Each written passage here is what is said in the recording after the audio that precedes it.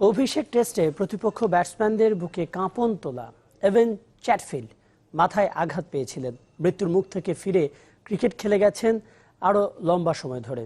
গেল বছর ক্রিকেট থেকে আনুষ্ঠানিক অবসরের পর এখন তিনি ওয়েলিংটনের ট্যাক্সি ড্রাইভার।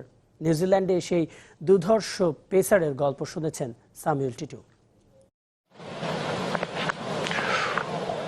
তার ক্রিকেটীয় জীবনটাই যেন এক সংগ্রাম।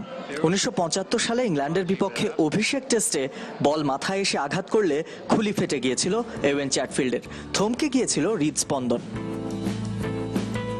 মৃত্যু ভয় চ্যাটফিল্ডকে থামাতে পারেনি, না পেরেছে তার ক্রিকেট প্রেমকে। 25 বছরের সেই তরুণ ক্রিকেট খেলে গেলেন 68 বছর বয়স পর্যন্ত। পেশাদার অধ্যায় শেষে বয়স্কদের ক্রিকেট ওয়েলিংটনের 9 ক্লাব থেকে আনুষ্ঠানিক অবসর নিয়েছেন এই জানুয়ারিতে। ক্রিকেট খেলা ছাড়া এক মুহূর্ত থাকতে পারতাম না। শুনতে খারাপ শোনা গেলেও আমার বোলিংয়ে 68 বছর বয়সেও একটা স্ট্যান্ডার্ড ছিল। এরপর ইনজুরিতে 3 সপ্তাহ বাড়িতে বসেছিলাম এবং ক্রিকেটকে আর মিস করিনি।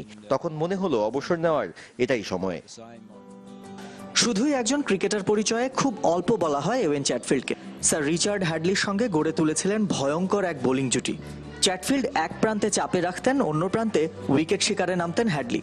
ইনজুরি ক্যারিয়ারকে বাধাগ্রস্ত না করলে হ্যাডলির কাছে না হোক 123 টেস্ট উইকেটকে আরও উপরে নিতে পারতেন।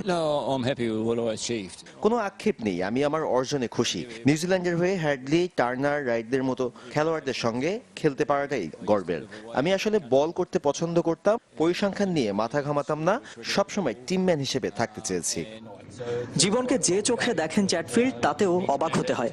কখনো ওয়েলিংটনে ক্রিকেট দেখতে এসে যদি তার ট্যাক্সিতে বসার সুযোগ হয়, সাবেক টেস্ট ক্রিকেটারকে ড্রাইভার হিসেবে পেয়ে যাই ভাবেন, চ্যাটফিল্ড নিজেকে দুর্ভাগা ভাবেন না। খেলা ছাড়ার পর এই ট্যাক্সি ড্রাইভার পরিচয়। সত্যি বলতে আমার খারাপ লাগে না, কারণ আমার তো কর্ম আছে, যেটা অনেকের থাকে না। আর যে সময় খেলেছি এদেশের ক্রিকেটে তখন পয়সা ছিল না। প্রত্যন্ত অঞ্চলের ছেলে হিসেবে নিউজিল্যান্ডের হয়ে খেলেছি, এটাই তো অনেক। এত অকপটে যিনি নিজের কাজকে সম্মান করতে জানেন, পৃথিবীতে সুখ খুঁজে পেতে বহু দূরে যাবার প্রয়োজন নেই। Samuel Titu, channel 24, New Zealand.